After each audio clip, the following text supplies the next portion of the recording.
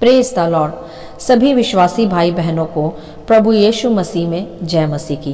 Bible शिक्षा channel पर आप सभी का स्वागत है।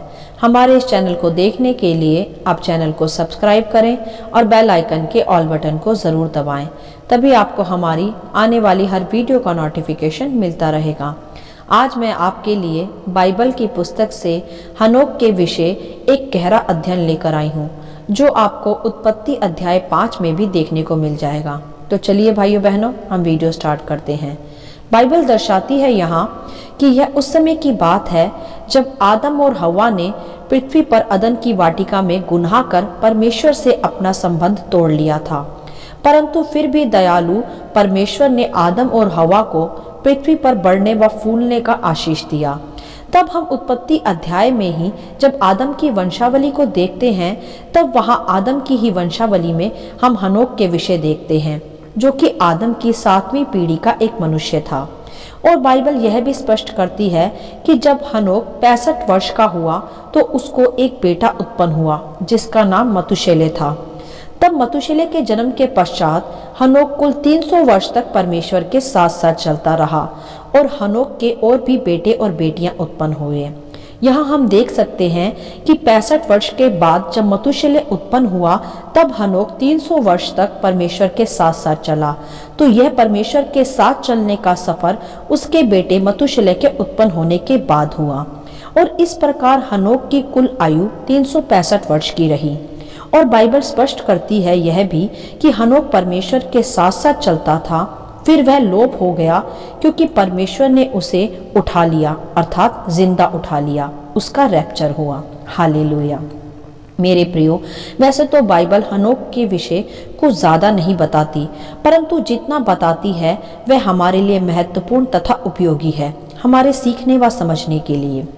आदम की वंशावली में हनोक ही परमेश्वर का भय मानने वाला, उसे आराधना करने वाला मनुष्य बना, जो विश्वास से तथा आज्ञाकारिता से चलता रहा, जिसका आज बाइबल छोटे शब्दों में ही वर्णन करती है।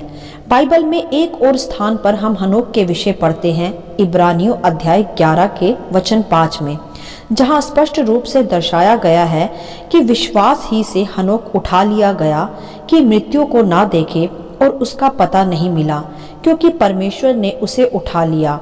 और उसके उठाए जाने से पहले उसकी यह गवाही दी गई कि उसने परमेश्वर को प्रसन्न किया है। हालेलुया। तो मेरे प्रियो, यहाँ भी पौलुस इब्रानियों की कलीसिया को हनोक के परमेश्वर को प्रसन्न किए जाने के विषय लिखता है। यहाँ थोड़ा रुककर हम पहले जान लेंगे उस समय काल को जिस समय में हनोक परमेश्वर के साथ साथ चला। मेरे प्रियो, जब हनोक का समय काल था, वह समय नूह के भी आने के पहले का ही समय था, जब पृथ्वी पर पाप व उपद्रव बहुत बढ़ गया था। आदम के अदन की वाटिका से निकाले जाने के पश्चात पृथ्वी पर दानवों व राक्षसों का और बुराई से भरा हुआ समय काल चला। इसी कारण परमेश्वर की ओर से पृथ्वी पर जलप्रलय भी आई थी, जिसके विषय हम सभी जानते हैं। जब पृथ्वी पर बुराई बढ़ती गई, और हम यहाँ समझ लें कि हनोक उसी समय काल का एक ऐसा मनुष्य था जो परमेश्वर का भय रखने वाला, उसे प्रसन्न करने वाला मनुष्य बना। जबकि उस समय में बुराई चारों ओर थी, पापमय जीवन फैला पड़ा था। हनोक चाहता तो वह भी उस बुराई से, दुष्टताई से भरे समय काल में पाप में गिर सकता था, परंतु हम उसके विषय यही अध्ययन करते हैं आज कि उसने परमेश्वर के साथ साथ चलना नहीं छोड़ा, जिस कारण उसने परमेश्वर को प्रसन्न भी किया। नूह हनोक का ही परपोता भी था, अर्थात हनोक के परमेश्वर के साथ साथ चलने से उसकी पीढ़ी भी धर्मी व आशीषित बनी, जिसमें से नूह उसका परपोता भी उत्पन्न हुआ। हनोक के विश्वास ने परमेश्वर को प्रसन्न किया तथा उसी के द्वारा हनोक की पीढ़ी में आशीष फला। मेरे प्रियो, अब हमें यहाँ समझना यह है कि किस प्रकार हनोक ऐसे समय काल में जहाँ पाप ही पाप पृथ्वी पर भरा पड़ा था, उस समय भी हनोक परमेश्वर के भय को अपने हृदय में रखे फिरता था और विश्वास रखता था कि यहोवा परमेश्वर उसे व उसकी पीढ़ियों को आशीष भी देंगे, जैसा कि हम नूह के परिवार में भी यहोवा की ओर से आशीष को देख पा रहे हैं। बाइबल की पुस्तक में हनोक के विषय जो हम पढ़ते हैं, वह आशीषित व हमें सचेत व जागरूक करने के विषय पवित्र आत्मा द्वारा दर्ज किया गया है और बाइबल से अलग हनोक की पुस्तक को रखा गया है, क्योंकि हनोक के पुस्तक में उस समय के विषय अर्थात दानवों व पापी जाति के विषय विस्तार से दर्शाया गया है, जिसका वर्णन बाइबल पूरी तरह नहीं करती। उससे अलग हनोक की पुस्तक में उस समय काल का विस्तार से वर्णन किया गया है और गहरी रीति से उस समय काल को जानने के लिए आप हनोक की पुस्तक को अलग से पढ़ सकते हैं कि उस समय में किस प्रकार दुष्टताई पृथ्वी पर पड़ गई थी कि आगे चलकर परमेश्वर को पृथ्वी को जल प्रलय से समाप्त करना पड़ा। परंतु मेरे प्रियो, हमारे सीखने की बात आज यह है कि उस दुष्टताई व पाप से भरे समय काल में भी हनोक पवित्रताई में, सिधाई में और खराई में बना रहा। जो हनोक ने अपने पूर्वजों से परमेश्वर के विषय सीखा व जाना होगा, जैसे आदम के विषय, उसी के आधार पर हनोक परमेश्वर का सच्चा भय अपने हृदय में लिए फिरता था और परमेश्वर भी हनोक से ही बात करता था तथा हनोक एक सिद्ध बलिदान परमेश्वर को चढ़ाया करता था। इसी कारण बाइबल में स्पष्ट है कि वह परमेश्वर के साथ साथ चलता था, जबकि उस समय में कोई प्रचारक, कोई उपदेशक, कोई कलीसियाएं भी नहीं होती थी जो कि परमेश्वर के वचन से प्रोत्साहित करे। परंतु फिर भी हनोक आत्मा में खराई से परमेश्वर के साथ साथ चलता रहा, उसकी इच्छाओं में बढ़ता रहा। हालेलुया। मेरे प्रियो, आज हमें जांचना है हनोक के जीवन से अपने आप के जीवन को कि आज तो हम नए नियम के विश्वासी जन हैं। प्रभु यीशु का लहू हमारे पापों को धोने के लिए भी पर्याप्त है तथा पवित्र आत्मा रूपी एक सच्चा सहायक भी हमारे साथ सर्वदा है। कलीसियाएं, प्रचारक, उपदेशकों की हम सदा संगति करते हैं। क्या तब भी हम सिद्ध व खरे विश्वासी हैं जो कह सकें कि आज ही चाहे प्रभु बादलों पर हमें लेने आ जाए, हमें विश्वास है कि वह हमें देह सहित जीवित उठा लेगा, अर्थात हमारा रैप्चर हो जाएगा? नहीं मेरे प्रियो, आप तो क्या, मैं भी ऐसा अभी तक नहीं कह सकती कि हम हनोक के जैसे सिद्ध व खरे विश्वासी बनकर चल रहे हैं। परंतु हाँ, हम कह सकते हैं कि हनोक का चरित्र हमें प्रेरित करता है सच्चाई व खराई से और विश्वास में चलने के लिए। विश्वास के द्वारा परमेश्वर को प्रसन्न करने के विषय हम हनोक के जीवन से देख सकते हैं और परमेश्वर के साथ साथ चलने के विषय भी। जैसे हनोक चलता रहा उस समय काल में भी जब पवित्र आत्मा भी नहीं था और चारों ओर पृथ्वी पर उपद्रव और बुराई फैली हुई थी।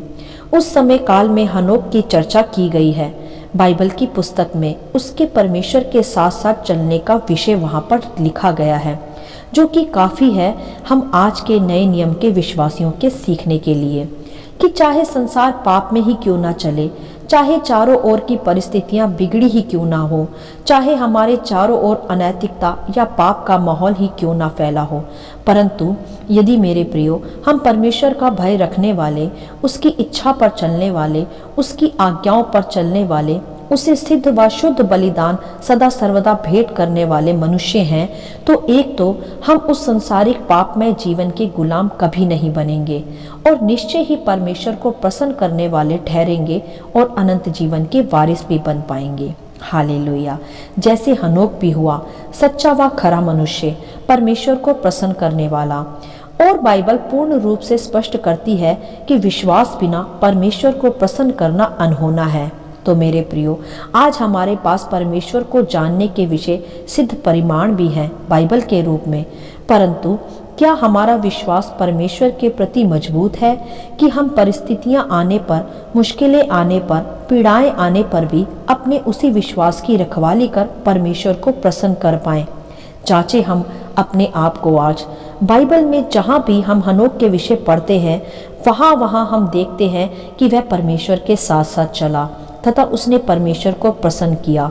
यह साथ साथ चलना मेरे प्रियो केवल मात्र साधारण शब्द ही नहीं है, यह वह गहरे भेद है जिसे आज हमें सीखना व समझना आवश्यक है कि किस प्रकार से परमेश्वर के साथ साथ चलकर परमेश्वर को प्रसन्न किया जाता है। मेरे प्रियो, उसकी आज्ञाओं को मानकर, पवित्रताई में जीवन बिताकर, स्तुति रूपी बलिदान चढ़ाकर, धन्यवादी बने रहकर, संसार से बैर तथा परमेश्वर से प्रेम रखकर, हर परिस्थिति में विश्वास में मजबूत बने रहकर, उसकी इच्छाओं को अपनी इच्छाएं बनाकर हम परमेश्वर को प्रसन्न कर सकते हैं। इन सभी बातों के द्वारा परमेश्वर को प्रसन्न किया जाता है। तथा इसी प्रकार परमेश्वर के साथ साथ भी चला जाता है, जो हम हनोक के विषय में भी आज पढ़ रहे हैं कि उसने अपनी इच्छाओं को परमेश्वर की इच्छाओं से मिला दिया, अपने हृदय को पापमय समय में भी शुद्ध रखा, खरा रखा। संसार के दुष्ट वातावरण का प्रभाव उसने अपने जीवन पर नहीं पड़ने दिया तथा सदा परमेश्वर का भय अपने भीतर रखकर वह चलता रहा। इसी कारण मेरे प्रियो, उसने उस समय काल में मृत्यु को ना देखा, वरन देह सहित जीवित उठा लिया गया। हालेलुया। तो मेरे प्रियो, परमेश्वर के साथ साथ चलने के लिए सबसे महत्वपूर्ण बात है परमेश्वर पर विश्वास रखना। बिना विश्वास के तो हम ना तो परमेश्वर के साथ चल सकते हैं, ना ही परमेश्वर को प्रसन्न ही कर सकते हैं। उसके लिए सर्वप्रथम हम में हनोक जैसा विश्वास होना आवश्यक है।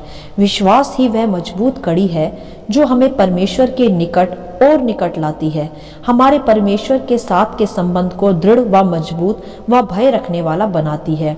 हमें सदा सर्वदा परमेश्वर की इच्छाओं में अपना जीवन बिताने के विषय बताती है।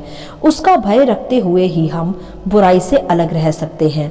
जैसे हनोक भी उस समय काल की बुराइयों से अलग रह पाया, केवल परमेश्वर की इच्छा में ही उसने अपना जीवन बिताया और उसे प्रसन्न भी किया। क्योंकि मेरे प्रियो, उस समय काल में तो परमेश्वर पर विश्वास रखना थोड़ा कठिन भी हो सकता था, क्योंकि तब ना तो पवित्र शास्त्र, ना प्रचारक, ना उपदेशक, और ऐसे समय में ही हनोक के विश्वास ने परमेश्वर को प्रसन्न किया था। और आज तो हमारे पास पवित्र शास्त्र भी है, प्रचारक, उपदेशक भी, फिर भी हम अविश्वास में पड़े रहते हैं। कभी कभी तो अनाज्ञाकारिता में भी जीवन बिताते हैं, जो जीवन परमेश्वर को कभी प्रसन्न नहीं कर सकता। तो मेरे प्रियो, हमें भी हनोक की तरह अपने विश्वास की सदा रखवाली करनी चाहिए। समय की बुराई से, पाप से खुद को बचाकर रखना चाहिए। सदा परमेश्वर के साथ साथ चलना चाहिए। उसकी इच्छाओं को अपनी इच्छाएं बनाना चाहिए। तभी हम परमेश्वर को प्रसन्न कर परमेश्वर के साथ उठाए जाएंगे और अनंत जीवन के सहभागी भी बन पाएंगे, जैसे हनोक भी बना। अपनी आयु के 65 वर्ष तक मैं ऐसा समझती हूँ कि हनोक परमेश्वर को खोजता रहा, ढूंढता रहा, परंतु 65 वर्ष के बाद ही बाइबल बताती है कि वह मतुशेलह के पिता बनने के बाद 300 वर्ष तक वह परमेश्वर के साथ साथ चलता रहा। मैं ऐसा समझती हूँ उससे पहले उस समय काल में, उन बुराइयों के समय में वह परमेश्वर से प्रार्थनाएं करता होगा, उसे खोजता होगा। तभी वह अपने बेटे की उत्पन्न होने के बाद परमेश्वर के साथ साथ 300 वर्ष तक चला।